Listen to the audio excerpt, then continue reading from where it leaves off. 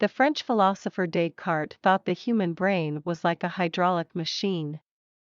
Later, scientists likened it to a telephone. Later still, it was compared to a computer. American neuroscientist Kristen Willeumier, by contrast, says the brain is more like a high-powered sports car. If you want your brain to fire on all cylinders, you need to give it regular maintenance and top-quality fuel. To get the most out of this remarkable organ, she suggests, we need to look at what's going on under the hood.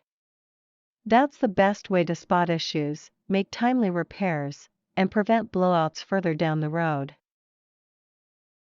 The adult brain contains 100 billion neurons. Each one of these brain cells is connected to around 10,000 other cells. Neurons transmit, or send, messages to each other through this network using gaps known as synapses. All in all, there are about 100 trillion individual connections between neurons.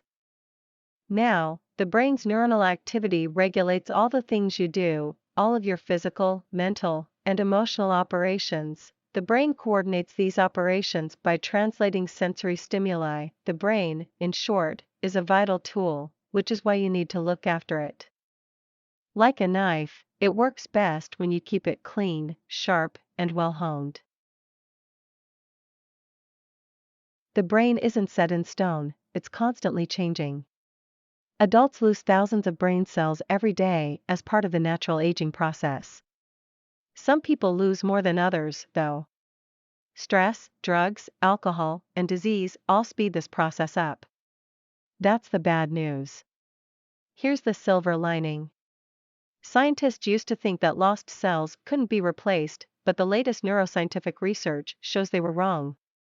Adults, it turns out, generate new brain cells well into their 60s, 70s, and even 80s. That doesn't happen on its own, however, you have to help this process along. The brain accounts for just 2% of total body weight, but it requires around 20% of the body's blood supply. Why is that? Well, blood carries oxygen and glucose, or sugar, the fuel needed to keep all those neurons firing. In short, good circulation is vital to cognitive performance and health. If you're suffering from brain fog or finding it hard to concentrate, there's a good chance poor circulation is to blame. Luckily, small hacks go a long way here. One option is to take a walk. Short bursts of movement boost the circulation of blood to the brain, which is why exercise has been linked with greater creativity and the generation of new ideas. Next time you hit a mental block, do your brain a favor and go for a brisk walk around the block or your office. In 2012, researchers at Harvard Medical School published the results of a 20-year dietary study of 16,000 adults aged 70 and older. Participants who regularly ate berries, they found, had much slower rates of cognitive decline than peers who didn't. In some cases, the difference was as large as 2.5 years.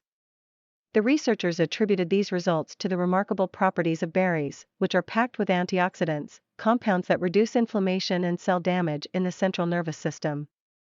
To get a taste of these brain-boosting benefits, aim to eat at least 2 portions of strawberries, blackberries, blueberries, or blackcurrants every week. Next up, healthy fats. The brain is 60% fat, so it's no surprise dietary fat plays an important role in cognitive performance. Fat makes up the brain's myelin sheaths, a layer of insulation around nerve fibers that enables neurons to transmit messages quickly and effectively. The best way to protect this part of your brain is to stock up on marine omega-3 fatty acids. Aim for 2 servings a week of oily fish and seafood like salmon, tuna, trout, mussels, oysters, herring, mackerel, or sardines.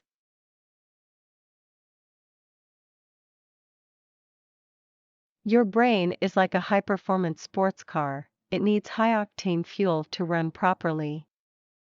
Of course, it's not gasoline that keeps your neurons firing, it's water. That's down to the brain's composition, which is 75% water by weight. To function optimally, it needs to stay at that mark.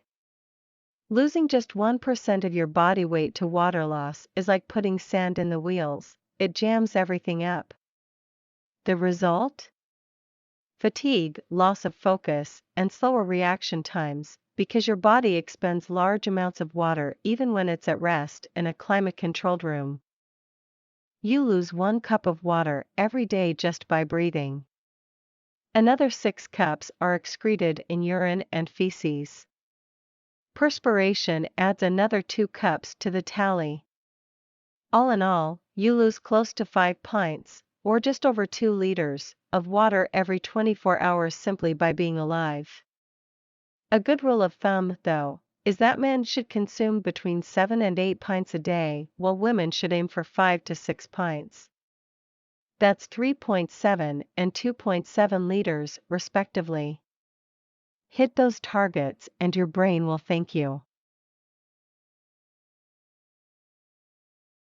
Frequent training rewires the brain, establishing new connections between different regions of the neuronal network.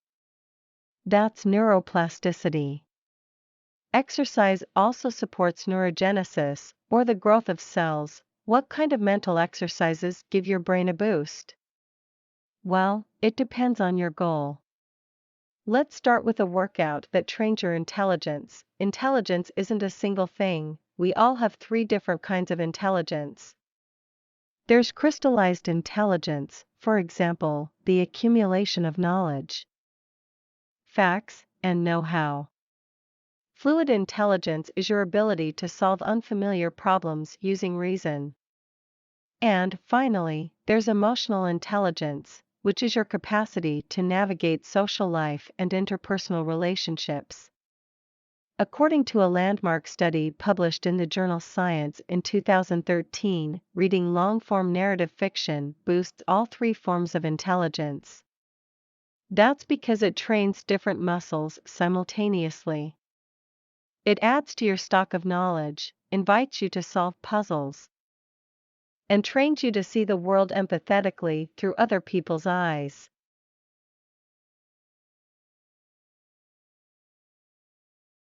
When you feel stressed, your brain produces biochemicals essential to survival, literal and metaphorical. Adrenaline, for example, allows you to outrun predators and fight off assailants. It's also what keeps you working through the night to meet tight deadlines. Too much stress, however, is a danger to your health. It wears down your brain, robbing you of the cognitive tools you need to master challenges.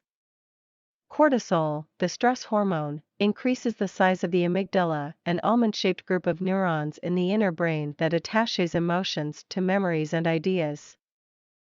The larger the amygdala, the more anxious you become, which in turn makes you more susceptible to stress. That triggers even more cortisol production. You can escape this trap, though.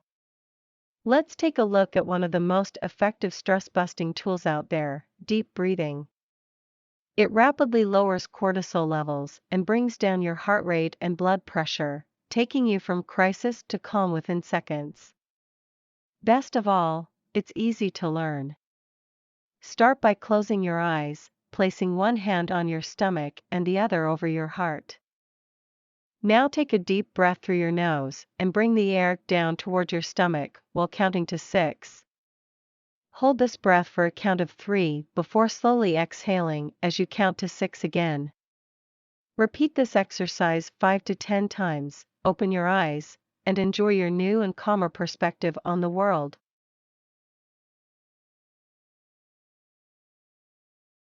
The psychological effects of negative thinking are just as profound. Thoughts shape our emotions, and emotions drive decision-making.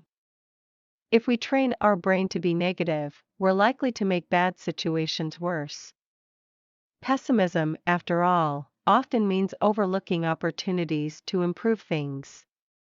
So how can you avoid the pitfalls of negative thinking? A good place to start is to record your mental chatter. Keep a journal and record as many thoughts as possible, especially those that trigger a change in mood. After a week, reread your journal and look for patterns. Are you telling yourself you'll always be alone, for example, or that you'll never find a new job? Do they occur in particular contexts, like work, or with particular people, like certain friends. Once you've identified a common negative thought, write down all the reasons it might be true. Now list all the evidence you can find that it might be wrong. Say you're scared of always being alone. Well, you might meet someone tomorrow. Or develop a new life-defining friendship, or decide to live with your family during this particular stage of your life. When you approach negative thoughts in this rational manner, they lose their sting. Oftentimes, it's not reality that's getting you down, it's an emotional overreaction. Remind yourself of that next time one of those niggling thoughts floats into your mind, and you'll start feeling a lot more positive about things. Thank you for watching. Please subscribe and stay tuned for more book discussions.